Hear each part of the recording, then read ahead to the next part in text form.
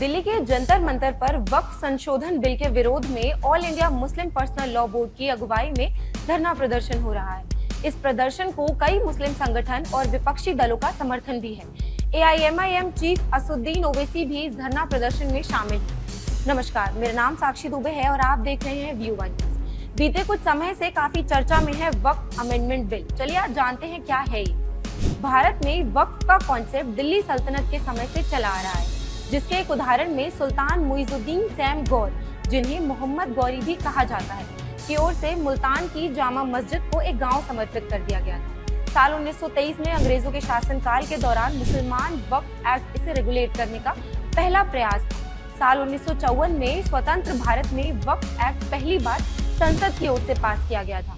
साल 1995 में इसे एक नए वक्फ अधिनियम से बदला गया, जिसने वक्फ बोर्डों को और ज्यादा शक्ति दी। शक्ति में इस इजाफे के साथ उल्लंघन और वक्फ संपत्तियों के अवैध पट्टे और बिक्री की शिकायतें भी बढ़ी। साल 2013 में अधिनियम में संशोधन किया गया, एक तरीके से एक्ट को मॉडिफाई किया गया, जिससे वक्फ बोर्डों को मुस्लिम दान के नाम पर संपत्तियों का दावा करने के लिए असीमित अधिकार दिए गए।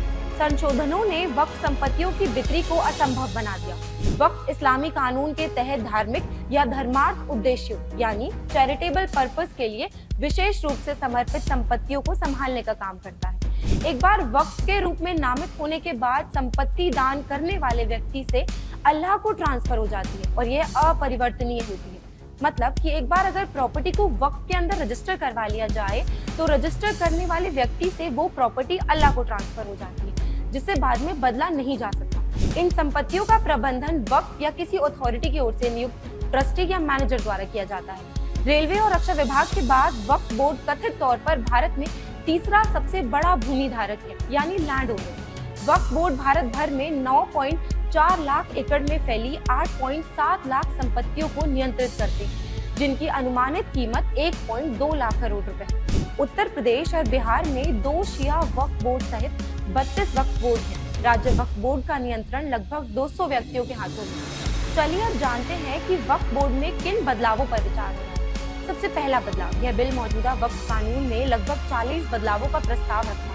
इसके तहत वक्फ बोर्डों को सभी संपत्ति दावों के लिए मैंडेटरी वेरिफिकेशन से गुजरना होगा, जिससे ट्रांसपेरेंसी सुनिश्चित हो। दूसरा बदलाव, इसका उद्देश्य वक्फ बोर्डों की संरचना और कामकाज को बदलने के लिए धारा 9 और 14 में संशोधन करना है। इसमें महिलाओं के लिए प्रतिनिधित्व को शामिल किया गया है। तीसरा बदलाव, इसके अलावा विवादों को निपटाने के लिए वक्फ बोर्डों द्वारा दावा की गई संपत्तियों का नया सत्यापन किया जाएगा और दुरुपयोग को रोकने के लिए जिला मजिस्ट्रेट वक्फ संपत्तियों की निगरानी में शामिल हो सकते हैं। चौथा बदलाव, यह कानून वक्फ बोर्डों की मनमानी शक्तियों को लेकर व्यापक चिंताओं के कारण लाया जा रहा है। उदाहरण के लिए सितंबर 2022 में तमिलनाडु वक्फ बोर्ड ने मुख्य रूप से हिंदू बहुल तिरुचेंदुरई गांव पर अपना दावा जताया। आज के लिए बस इतना ही।